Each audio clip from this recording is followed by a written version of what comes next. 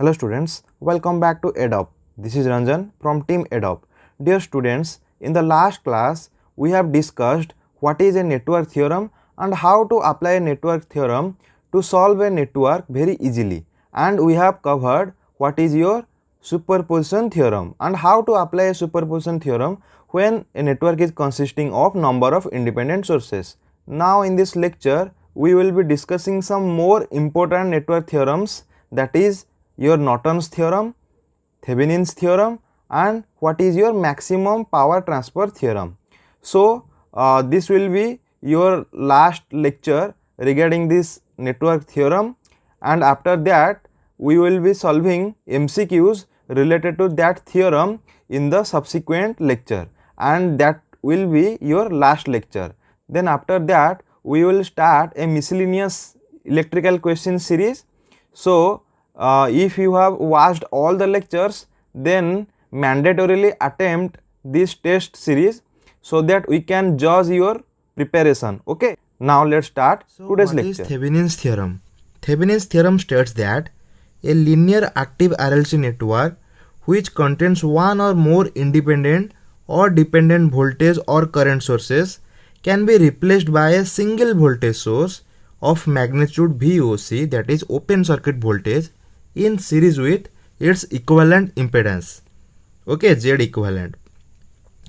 Here you can call VOC as VTH, that is Thevenin's voltage, and Z equivalent to your ZTH, that is Thevenin's impedance. So what is Thevenin's theorem? Basically states, suppose there is a linear network, let's say here N is a linear network, and these are two terminals of this network. Let's mark this as A and this as B. Okay, and here VOC, the voltage across these 2 points is your open circuit voltage or your VTH, that is Thevenin's voltage.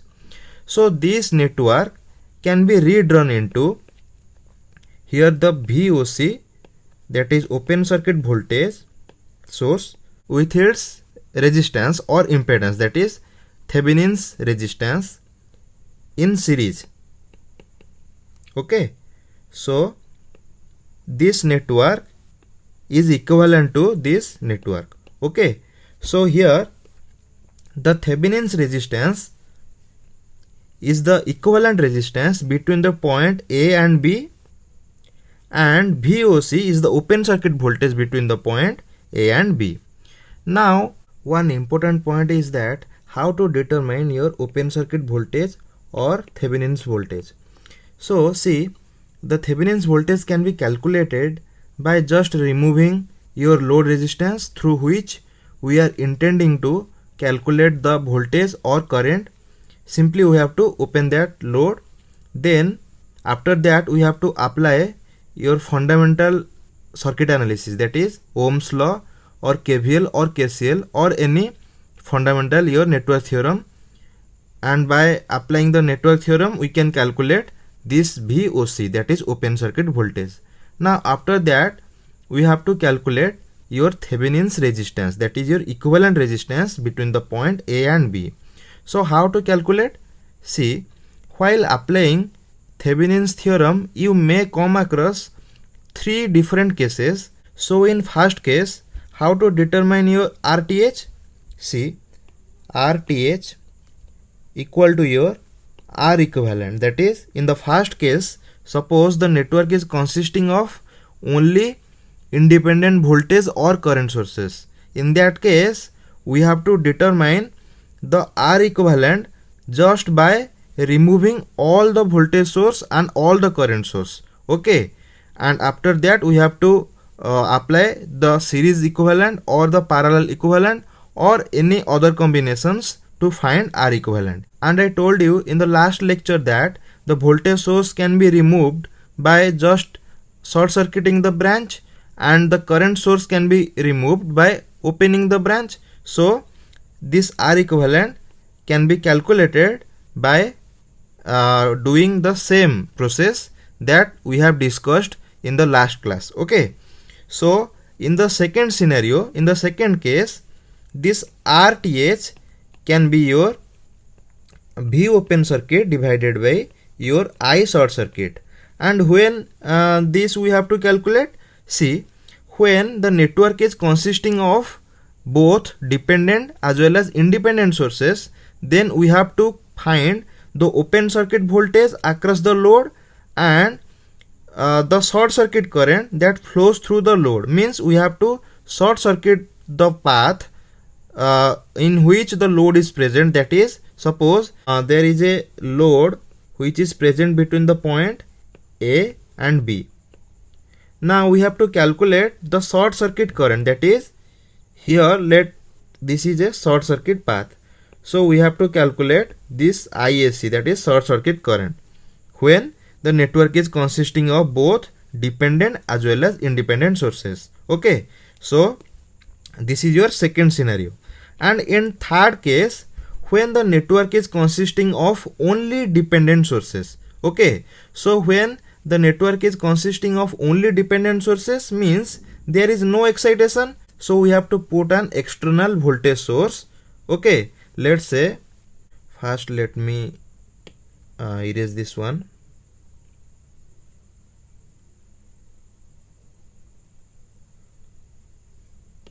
So in third case, suppose the network is consisting of your only dependent sources. Okay, so in that case we have to put an external voltage source like this. Let's say this is V and supplying a current of amount I. Okay, so we have to find what is the value of V upon I ratio. Okay, by calculating this V upon I, that is V by I ratio, we can find this RTH. Okay, so there are basically three scenarios or three cases while finding your RTH. Okay, in first case, the circuit is consisting of only independent sources. In that case, we can directly calculate the R equivalent just by removing all the voltage source and all the current source. Okay, and in the second case, when the circuit is consisting of both dependent as well as independent sources, then we have to find both open circuit voltage as well as the short circuit current across that point. Okay, and in third case, when the circuit is only consisting of your dependent sources, then we have to excite the circuit by an external arrangement. That is, we have to put an external voltage source V that supplies a current of amount I. Then we have to find what is the ratio of the voltage to the current ratio. Okay, so by finding this, we can calculate the RTH. So this is all about your Thevenin's theorem. So again, let me summarize what is Thevenin's theorem. So Thevenin's theorem is basically used when there is a big network, means when a network is consisting of several number of elements, active elements or passive elements. That is, in active category, your voltage source or current source come, and in passive category, your resistance, inductance and capacitance may come. So when the network is consisting of several number of active and passive elements, then this big network can be replaced by a small one, that is a voltage source with its equivalent resistance. Okay, so this can be used to find the load voltage or the load current very easily by minimizing the circuit to a simply a voltage source with its equivalent resistance. Okay, now let's discuss what is your Norton's theorem. So here Norton's theorem is the duality of your Thevenin's theorem, and the Norton theorem states that a linear active RLC network which contains one or more independent or dependent voltage or current sources can be replaced by a single current source of magnitude Is, that is your short circuit current, in sound with a equivalent impedance. Okay, here Is can be called as your Norton current, and your equivalent impedance or the equivalent impedance or the equivalent resistance can be called as your Norton's resistance, which is same value as that of earlier. Okay, suppose let there is a network, linear network N, and there are two terminal like this A, B. Let these two terminal are short circuited like this, and a current Is, amount of current, that is short circuit current, flows through this path. Now this network can be redrawn into a current source of magnitude same Is or In, that is Norton's current or short circuit current, with its internal resistance, that is RTH or RN, or your R equivalent, that is the equivalent resistance between the point A and B. Okay, between the point A and B. So this network is similar to this network in which there is a current source in parallel with its equivalent resistance. Okay, so this is Norton's theorem. Simply it is a duality of your Thevenin's theorem. Okay, here all other process like how to find your R equivalent is same that of your Thevenin's theorem. And here Is, that is short circuit current, can be found out just by applying your fundamental theorems or fundamental rules like Ohm's law, Kirchhoff's voltage law, or Kirchhoff's current law. Okay, now let's discuss what is your maximum power transfer theorem. So maximum power transfer theorem is basically a application of your Thevenin's theorem. Here this theorem states that suppose there is a network, linear bilateral network, okay, containing an independent voltage source in series with its equivalent impedance Zs, delivers maximum power to the load when the load impedance equal to the complex conjugate of source impedance. Okay, so this is your maximum power transfer theorem. So here there is a voltage source and its impedance Zs and a load resistance ZL. Here the load resistance is variable, and by adjusting the load resistance to make equal to your source resistance, by doing this we can assure that the current or the power flows through this load resistance will be maximum. So there are three cases. In first case, suppose your load impedance is consisting of, let's say, your load resistance plus your load inductance, and your source impedance is consisting of your source resistance plus source inductance. Then as per your maximum power transfer theorem, your load resistance must be equal to your source resistance, and load inductance equal to your the complex conjugate of your source inductance, that is your minus XS. Okay, so in second case, suppose there is a resistive load RL and the source has only the resistance, that is Rs. Then for maximum power transfer theorem, your RL must be equal to your Rs. Okay, when this RL equal to Rs, then the maximum power will be transferred to this load. And in third case, suppose the load is consisting of only resistance. Okay, so ZL equal to your RL only, and your Zs is consisting of both your resistance as well as inductance. Then at that case, for maximum power transfer, your RL, that is ZL, equal to your magnitude of your source resistance, that is Ra square plus x square root over.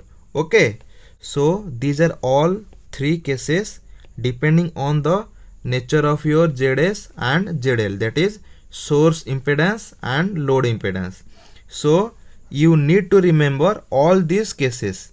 You may expect direct questions from this section. Okay, means in exam you may be asked, so what is the value of load impedance when the source impedance will be given to you. Okay, so you can remember these 3 points. Now let's discuss what is the value of maximum power that can be transferred to this load impedance when the circuit is obeying your maximum power transfer theorem, and what is the efficiency of the maximum power transfer theorem. Now let's discuss.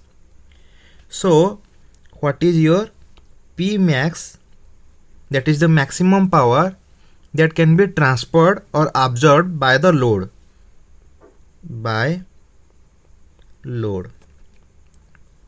So let me draw the circuit.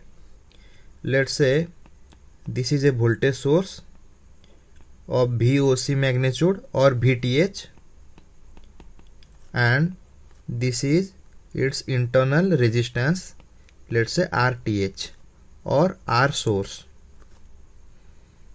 and a load is connected like this. This is RL load resistance. So here let's say the current supplied by this voltage source is I. Here this I can be found out by your Ohm's law, that is total voltage divided by total resistance. So this is RTH plus RL. Okay, so for the maximum power transfer theorem, your RL equal to your source resistance, that is your RTH. So here I equal to your VOC divided by your 2 into RL. Okay, so this is the amount of current flows through this resistance. Now the power absorbed by this load resistance under this maximum power transfer theorem is your maximum power. Okay, so the power absorbed by this load RL, that is your maximum power, that equal to your I square into R. Okay, simply this is I square into RL. Now the value of I we got this VOC square divided by your 4RL square. Okay, into this is RL. Now this RL will be cancelled out. Now this can be equal to your VOC square divided by your 4R. So this is the maximum power that can be absorbed by this load resistance under maximum power transfer theorem. So you need to keep this formula in your mind. You may be asked direct question in your exam that what is the maximum power that a load can be absorbed when the load resistance equal to your source resistance, that is under the maximum power transfer theorem. Okay, so now let's calculate what is the power supplied by the source, voltage source. So P VOC equal to its voltage into its current. So its voltage is VOC and its current is your VOC by 2RL, this much amount. Okay, so this is VOC square divided by 2RL. So this VOC power is your input power, and here P max is your output power. That power is delivered or the power is absorbed by this load resistance. So this is your output power. Now efficiency of your maximum power transfer theorem is simply your output power divided by your input power into 100 equal to your output power is how much? This is VOC square divided by 4RL, and the input power is VOC square divided by 2RL into 100. So by cancelling we get 1 by 2 into 100. that is 50%. So the efficiency of the maximum power transfer theorem is your 50%. So we can remember this value, so that you may be asked direct questions that what is the efficiency of the maximum power transfer theorem. So you need to remember this thing mandatorily. Okay, this is very important for your upcoming SSC like exam. Okay. By this, let's wind up today's lecture. Thanks for watching everybody. See you in my next video. Till then, keep watching and keep learning. And one more thing, please subscribe to our channel and like the video. And if you have any doubt, then put your doubt in the comment section. Thank you.